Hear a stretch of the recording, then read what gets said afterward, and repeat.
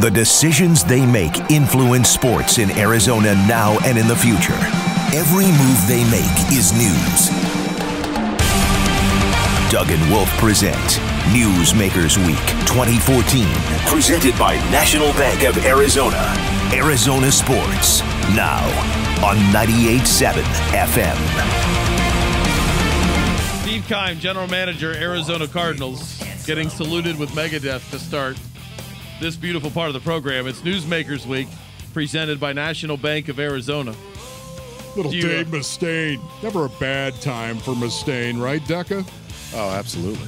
Are you just a head bobber in the car, or do you sing in the car? I mean, if you start hitting some chords like Megadeth, there's some punching of the steering wheel. You know what? At your heart, you're still a player, aren't you? It's tough to get that out of you. Yeah. You know that, Wolf. Yeah. Is that a good thing? Or does it get in the way sometimes? It can get in the way sometimes, but obviously you have to check your ego at the door. It's pretty easy at night to check your ego at the door when you walk in and your wife hands you the 1-year-old and there's a dirty diaper you have to change.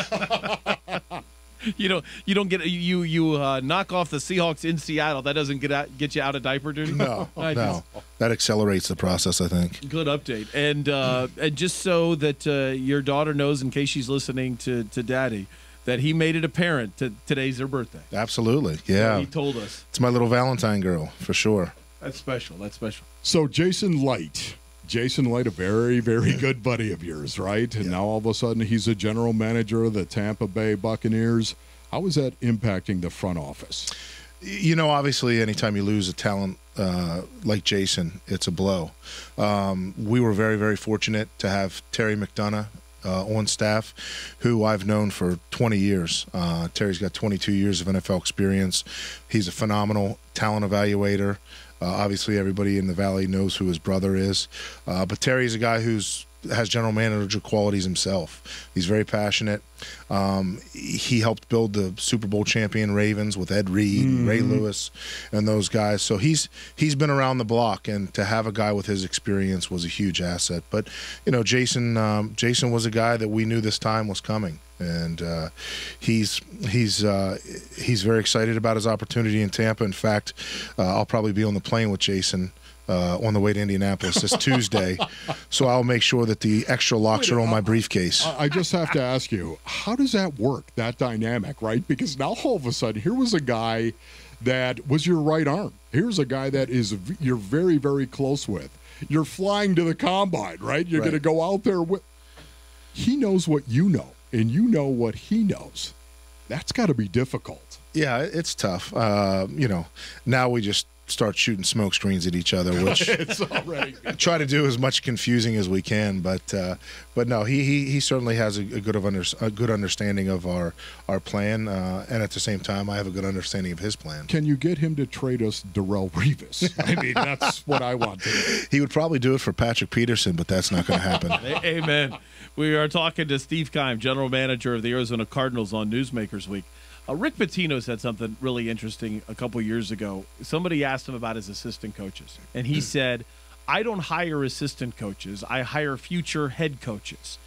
In response to Jason Light, is that kind of how you look? Is that what you want your personnel department to be, is basically future GMs? Absolutely. And I go back to, the 90s when I started, and I always admired Ozzie Newsome in Baltimore. And Ozzie was one of the first GMs to put together a plan where he essentially created a vacuum, and it was developing young talent and young scouts. And he has developed quite a few of them into general managers himself. So what we've tried to do is Michael Bidwell afforded me the opportunity to expand the scouting staff and to upgrade our talent in that area.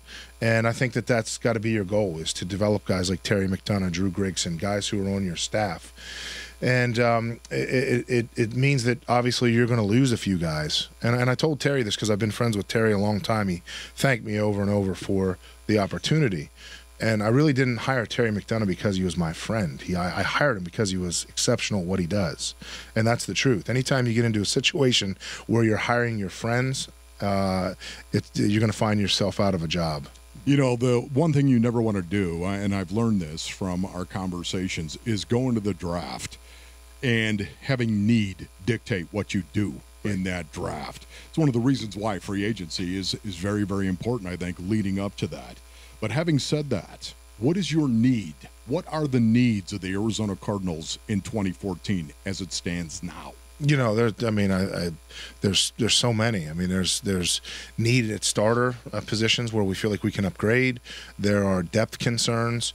You know, just off the top of my head, I think you look at, obviously everybody knows that we'd like to upgrade our offensive line, depth at corner, safety. So there's multiple positions, and anytime you can find elite pass rushers, speed receivers, you can never, look away from that. Talking to Steve Keim, GM, Arizona Cardinals on Newsmakers Week with Doug and Wolf. You just mentioned in the last beautiful part of the program your line a little bit. You talked about it there. Eric Winston, how do you see his future as an Arizona Cardinal right now? You know, he's a guy that we're talking about, and again, it comes back to expectations. We don't know what's going to happen in the early parts of free agency, so we have a plan in place, and Eric's certainly in the conversation, but no decision has been made officially. How do you straddle the line of not offending a player with the low ball offer, but at the same time not overpaying before free agency and setting a market when you're negotiating against yourself? How have you learned to balance that? Well, I don't consider any offer a low ball offer. I mean, I think the fans would appreciate that fact of the kind of money that these guys are making. A lot of people would trade places with them any day. But at the same time, there is a market value, and market value is based off of other teams' interest and leverage. And if they don't have leverage and they don't have interest from other teams, then there's no low ball offer. I mean, making $1 million is obviously an honor and a privilege, and as long as you are rewarded for your play, I think that's important. I'm a huge advocate of incentives, because I think that any time that you reward your player for success on the field, I think that's a positive sign.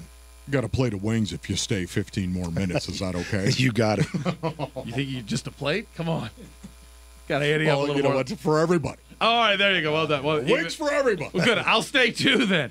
Steve Keim, still on for. He was supposed to be here for 30 minutes, and Wolf just talked him into another 15 as we'll get into the 2014 NFL Draft next on Arizona Sports, now on 98.7 FM. The decisions they make influence sports in Arizona now and in the future. Every move they make is news. Doug and Wolf present Newsmakers Week 2014, presented by National Bank of Arizona. Arizona Sports, now on 98.7 FM.